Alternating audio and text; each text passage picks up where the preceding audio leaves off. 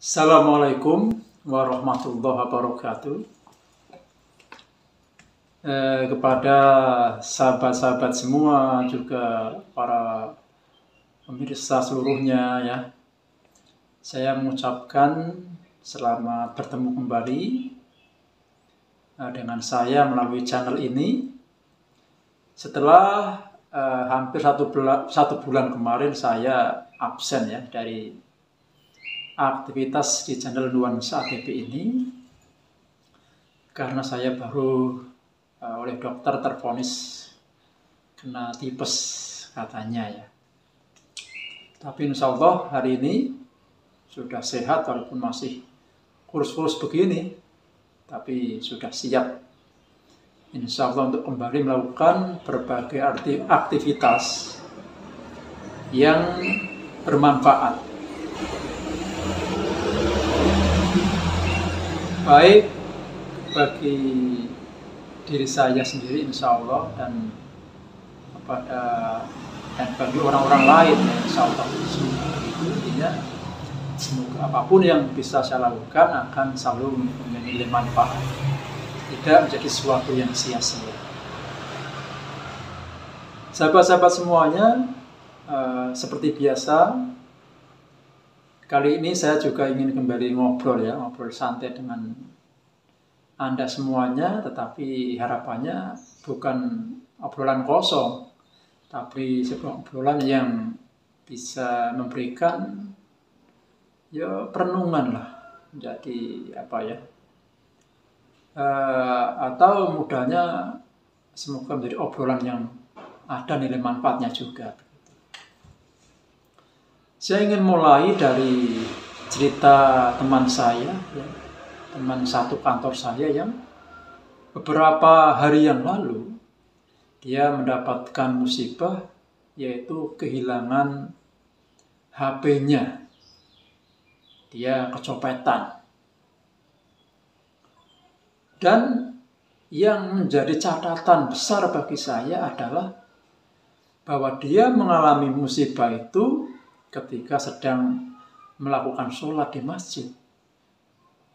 Jadi dia sedang sholat, kemudian HP diletakkan di tas, dan tasnya itu diletakkan di belakang posisi di mana dia sholat.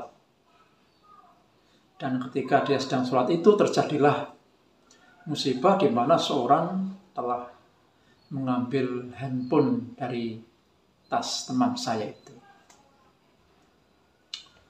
Sungguh menyedihkan teman-teman semuanya. Ini harus menjadi catatan ya, walaupun mungkin hal ini bagi banyak di antara kita sudah menganggap sebagai hal yang lumrah. Artinya lumrah itu apa? Sudah sering terjadi itu loh. Kita apa yang dialami oleh teman saya itu, saya kira bukan kejadian yang pertama. Kita sudah sering mendengar berulang kali kejahatan-kejahatan, tindakan yang berikan orang lain yang dilakukan di lingkungan masjid. Nah, ini luar biasa.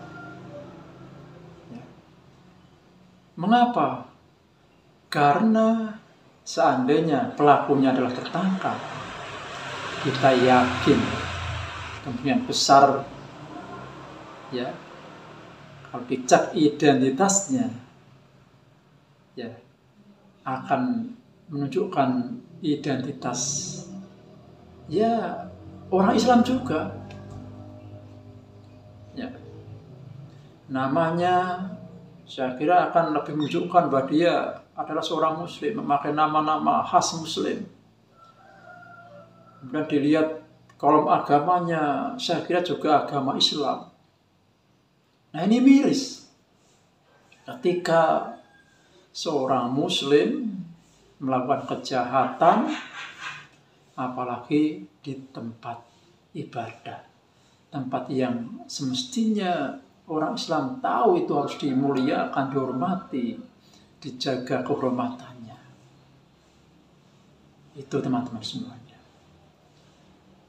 Sangat miris seorang yang kalau ditanya pasti mengaku sebagai umat Islam, orang Islam, beragama Islam, tapi tega melakukan kejahatan-kejahatan di rumah yang dimuliakan.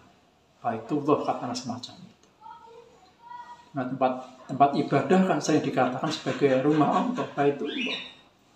Tega dia melakukan di tempat yang semulia itu. Ini benar-benar harus jadi renungan kita, karena kejadian semacam ini sudah berulang kali terjadi. Dan kita punya kewajiban moral ya. Sama-sama punya kewajiban moral untuk mencegah hal ini jangan sampai terjadi lagi. Jadi teman-teman semuanya, intinya memang di kanan kiri kita masih sangat banyak orang yang menjadikan Islam hanya sebatas identitas belaka. Ya. Dia hanya mengakui sebagai orang Islam, namanya dengan nama khas Islam, agama juga ditulis dalam KTP juga Islam, tetapi dalam realita hidupnya mungkin masih minim keislamannya.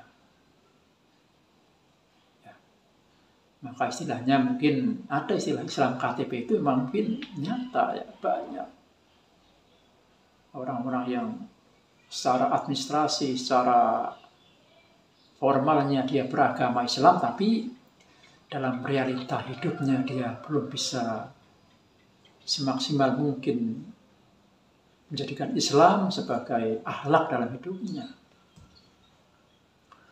Maka kita kadang tidaklah perlu terlalu bangga ya ketika disebutkan bahwa di Indonesia ini mayoritas masyarakatnya adalah penduduk Muslim. Di sini adalah populasi Islam terbanyak. Kita tidak perlu bangga teman-teman. Untuk apa jumlah yang begitu besar ini? Ya, jumlahnya dikatakan mayoritas ini, tapi hanya sebatas jumlah, kuantitas tanpa berpikir tentang kualitasnya. Untuk apa? Ketika begitu banyak orang yang mengaku sebagai orang Islam, tapi hanya sebagai identitas, tapi belum bisa mengamalkan agama sebagai akhlak dalam kehidupannya. Nah, kita harus berpikir teman-teman. Islam artinya selamat. Orang yang beragama Islam mestinya di mana-mana membawa keselamatan bagi diri dan orang-orang yang lain yang ada di sekitar kita. Maka ketika negara kita adalah negara dengan penduduk mayoritas Islam, ya, negara dengan penduduk mayoritas beragama Islam, maka seharusnya negara kita adalah menjadi negara yang paling aman di dunia, paling membawa keselamatan di dunia. Ya. Seandainya ya, warga Muslim sudah menjiwai ya, melaksanakan agamanya dengan sungguh-sungguh mengamalkannya sebagai akhlak dalam kehidupannya sehari-hari, tidak hanya sebagai identitas belaka, maka jelas negara kita akan menjadi negara yang penuh dengan keselamatan, salam. Ya. Nah, dimanapun orang-orang akan menjadi tenang, tentram, tidak takut, tidak cemas, tidak akan khawatir menjadi korban kejahatan, tidak akan takut kehilangan sesuatu. Ya. Nah, ada HP jatuh, ya, tidak akan diambil oleh orang sembarangan yang akan digunakan untuk dirinya sendiri. Ya. Ada dompet jatuh di jalan dikembalikan, tidak ada barang-barang apapun yang tidak bertuan, yang tidak akan begitu saja diklaim oleh seseorang yang tidak punya hak.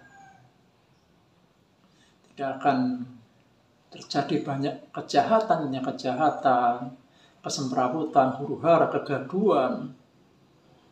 Ya, itu seandainya mayoritas masyarakat muslim di negara kita ini benar-benar menjadikan agama sebagai jiwa dalam hidupnya, bukan sekedar identitas belaka. Ya, jadikanlah ini semua renungan bagi kita semuanya sebagai generasi muda muslim. Kita sebenarnya malu, teman-teman semuanya. Ya. Kalau kita dikatakan sebagai mayoritas muslim, tapi faktanya masih banyak hal-hal yang tidak baik yang terjadi di kanan kiri kita. Ya. Menjadi pertanyakan ya, kemusliman dari mayoritas masyarakat kita. Untuk itu marilah kita renungi ini semuanya, dan marilah kita berubah ya, dimulai dari kita masing-masing untuk bagaimana kita menjaga keislaman kita. Sekali lagi, janganlah Islam hanya kita jadikan sebagai identitas belaka, tapi jadikanlah, karena Islam itu sebuah ajaran, jadikanlah ajaran itu sebagai hal-hal yang biasa kita lakukan, kita amalkan dalam kehidupan nyata kita.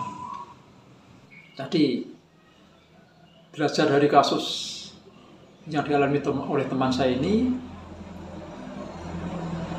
marilah kita, saya yakin, dimulai dari kita masing-masing untuk bagaimana sekali lagi menjadikan keislaman kita bukan hanya sebagai sebuah identitas saja, tapi lebih menjadi perilaku dari kehidupan kita sehari-hari. Sehingga kita sebagai seorang muslim akan benar-benar mampu menunjukkan jati diri yang sesungguhnya dari seorang muslim, yaitu selalu membawa keselamatan bagi dirinya sendiri maupun orang-orang lain yang ada di sekitar kita. Demikian teman-teman semuanya obrolan kita untuk kali ini. Silakan kalau ada tanggapan untuk dituliskan di komentar ya. Kita bisa diskusi lah. Dan kalau ada hal-hal yang kurang pas yang saya katakan di sini, saya mohon untuk maaf ya. Saya mohon untuk diberi maaf ya. Dan kita bisa saling berikan masukan agar apa-apa yang saya sampaikan lewat postingan-postingan saya menjadi sesuatu yang tersempurnakan oleh masukan-masukan dari teman-teman semuanya. Demikian, Assalamualaikum warahmatullahi wabarakatuh.